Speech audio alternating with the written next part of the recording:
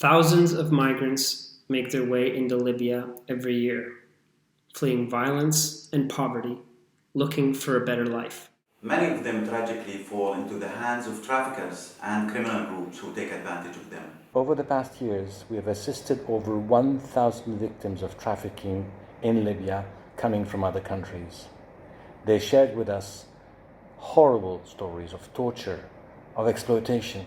A common modus operandi of criminal groups along the migration route to Libya and in Libya is to kidnap and torture migrants to extort money from them, which is paid by migrants' families at home. Women, men, girls and boys are exposed to different forms of abuse, including sexual exploitation and forced labor in the construction and domestic work sectors. Some of the survivors we have assisted recently were young women from Nigeria who were trafficked to Libya for sexual exploitation under the pretense of coming to work as cleaners. A group of Somali men who were kidnapped and tortured for ransom by traffickers along the migration route.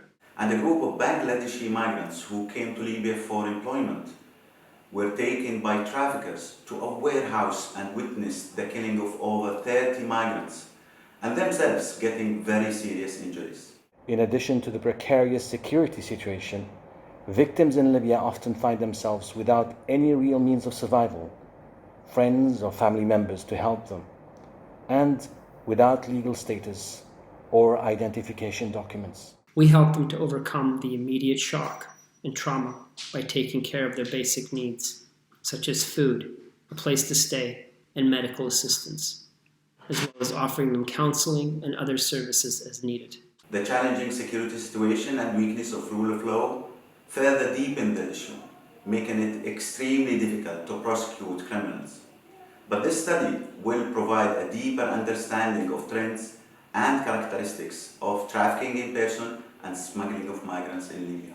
The current COVID-19 crisis, the essential role of first responders has become even more important, particularly because the restrictions of the pandemic have made their work even more difficult. This year, IOM, UNICEF and UNODC are conducting a study to better understand the smuggling of migrants and trafficking in persons and the influence of transnational organized groups in Libya. We work with the Libyan authorities to ensure that victims of trafficking have access to longer-term plans, seek their rights, and to rebuild their own lives.